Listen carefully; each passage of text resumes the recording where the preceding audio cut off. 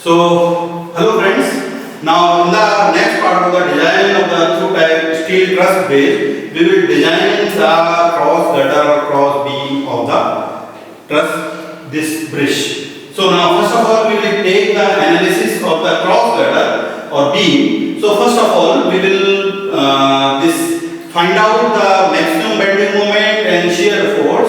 So for which we have to calculate the equivalent uniform distributed load. So for that we have to find out the maximum span. So as we know that the span of the stringer beam is the 6 meter, and that will be the fully loaded for the adjoining span. So hence L will be the 2 into 6. Okay, so that will be the 12 meter, and from the appendix 23 of the railway bridge rules, that is 25 ton loading for the broad gauge, that is the revised loading of the 2008. So from that table we will take this equivalent uniform distributed load for bending moment 1377. Now we can see from this railway bridge rules. So here this is appendix 23. So our span is the 12 meter. So 12 meter. So this is the 1377.32 for the total load for maximum bending moment, and for shear force we will take it 1589.22 kN. Okay. So now this is we have taken from that railway bridge rules. Now impact effect on the cross gutter, so we have taken it 2.5 times of the center to center spacing of the cross beam. So basically spacing of cross beams is the 6 meter, and we have taken 2.5 times. Why? So as per the Indian Railway Bridge rules, so CDA, this is the formula for the CDA or impact load, that is the coefficient of dynamic augment 0.15 plus 8 divided by 6 plus L, where we have to take 2.5 times the cross gutter spacing in case of the cross gutter. So hence we have taken it 2.5 times into the 6, so that will be the 15 meter. Okay. Now CDA will be the 0.15 plus 8 divided by 6 plus L, so 0.53.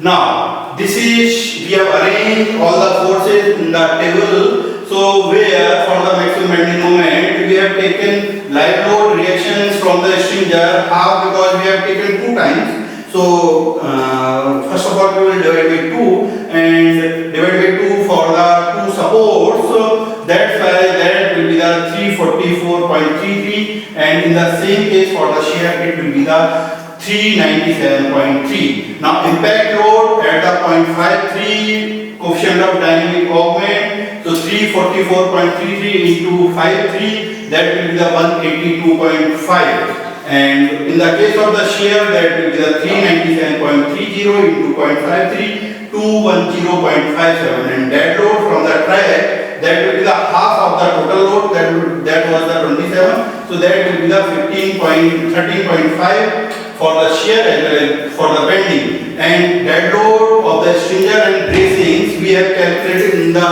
previous part of this stringer beam. So that was the 21.82. We have taken it half, so that will be the 10.91 for the bending as well as for the shear. So total load for the case of the bending, that will be the 551.23, and for the shear it will be the 632.29 kN.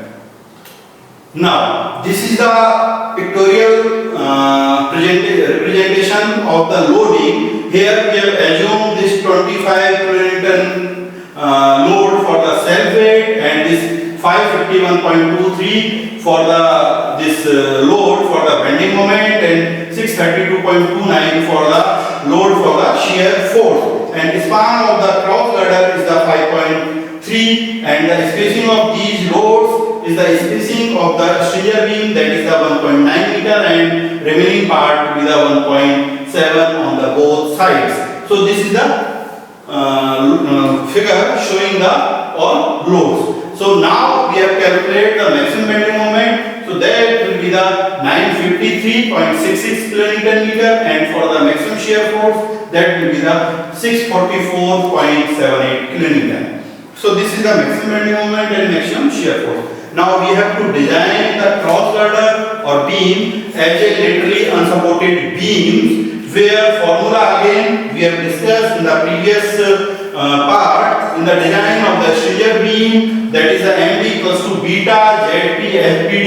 So let us assume FBD, that is the design bending stresses, B for bending, D for design, F for stresses. So design bending stresses is equal to 100 MPa, and beta, let us assume is our section is the plastic or compact. So hence we have taken beta is the 1. So now MD is the our 1.5 times the 953.66, that will be the 1430.49 kilonewton meter. Hence our section plastic modulus required this 14304900 mm cube.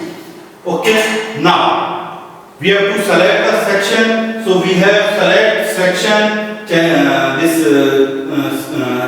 section from the steel table of the 21 of the SP61, which is the following. We have taken a plate of the 1250 mm height and 10 mm thick with the 4 angles of the 200 by 100 by 15 mm, and total width of this beam will be the 400 mm. So plate we have used 1250 mm by 10 mm and angles 4 numbers of the 200 by 100 by 15 mm. Now all these all the properties for this sections is given in the table 21 of the SP61. So from that table 21 of the SP61 we have written from that reference. So that is the mean thickness of the flange will be the 15 mm TF. Moment of inertia IXX will be the 785747.9 centimeter for medium radius of gyration. RYY is the 5.29 centimeter or 52.9 mm. Section modulus ZXX plastic section modulus basically 12572.0 centimeter cube. Now effective length KL 1 into length of this cross girder. So that is the 5.3. We have assumed that it is a simply supported, not restrained at the end. So hence we have taken K is the 1. So that will be the 5.3 meter.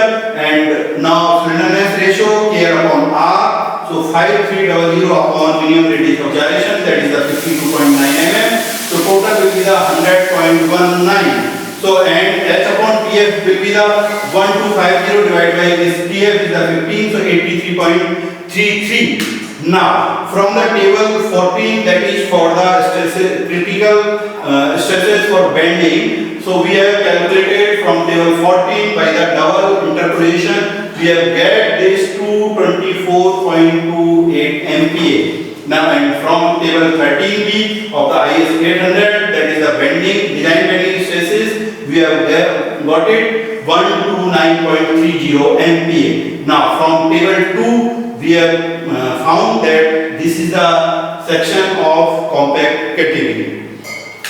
Now we have to check the moment carrying capacity of the section. So let us assume for the I sections generally the shape factor is 1.17. So hence this section modulus ZXX we know that from the table 21 of the SP61, that is a 1257.2 centimeter cube, and so hence ZP is equals to 1.17 into 12572.0 equals to 1470.9.24. So and MD, that is again from the IS 800. So beta ZP FBD we will put all the values and we will get this MD is the 1901.99, which is greater than 1430.49 kilonewton meter. So hence our section is safe. So in this way we can design our the cross girder of this steel truss bridges. So in the next part we will discuss about the influence line diagram of this steel truss bridge. Thank you.